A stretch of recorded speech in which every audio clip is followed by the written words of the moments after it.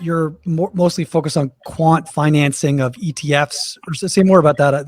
Well, no. Sure. So I come to ETFs from a quant background, right? So when I started in this business, I was drinking the Kool-Aid of indexing of the late 80s, early 90s, which was really everything in the institutional space at that point. And so, at Wells Fargo and Nico, our clients were the Federal Employee Retirement System and, CalPERS and, the Harvard Endowment and all of these huge pools of money that had migrated towards passive really in the late 80s and early 90s. And so from there, it was all about, well, now what's the next thing? What are you adding? Because honestly, the margins were crap back then and they're still crap now, right? I mean, we ran the Federal Employee Retirement System in 1993 for, I think, 2 basis points for the large cap equity exposure. 93? Yeah, 93, 94. It was definitely sub 5. I mean, it was very, very thin, but it was, I don't know, tens of billions of dollars mandate.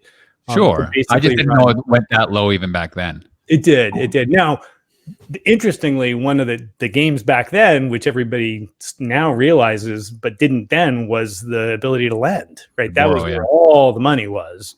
The inefficiencies in the second lending market were just phenomenal. And that sort of has carried on into BlackRock's business today. I mean, BGI was bought by BlackRock. iShares became the brand in the late 90s.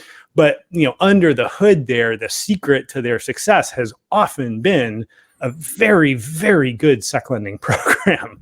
I was going to ask you, actually, just on your ETF side, are we at the point where we're seeing negative TERs yet because of basically the fees are zero? We had a couple, but they haven't lasted, right? So we had. So the SoFi funds are still out; those are at zero, right? And that's part of the shtick there, right? Is there some money to be picked up off sec lending? There was a rebating fund that was rebating $50,000 a year past zero to the fund. That one got closed down. At that point, I think people legitimately look at that and think it's a gimmick. One of the things that's happened is the margins in sec lending for most stocks have collapsed because there's just more information. It's a much more open market.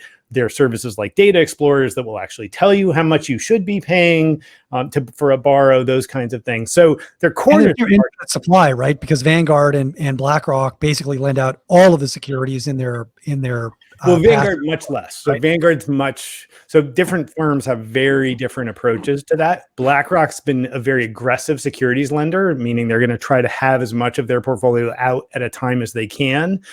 They run that program internally, and then they split some of the top line revenue, most of the top line revenue, back to the funds. And then they basically try to earn a profit on the part of the revenue that they're collecting, but they have to staff a desk. So I think it's a very equitable relationship, and I think they're very, very good at it. Other firms, I think Vanguard in particular, and this could be wrong now, but historically they've used lending agents, right? So they hire somebody else to run a sec lending program, and then they share 100% of the profit back to the fund, which is different, right? Profit versus revenue. There's been a lot of debate over the years about which one's fairer. I think in general, BlackRock investors have done better on their deal with BlackRock, which is it's probably 75-25 now. For a long time, it was 50-50. Then it became, 2/3, 1/3. It's definitely going in favor of investors. But, that for a long time in index management, the norm was a 50-50 split, and most, if not a lot of the revenue at least was being made on the sec lending side of the desk, not on asset management, not on, pushing the button on the spreadsheet to revalue your S&P 500.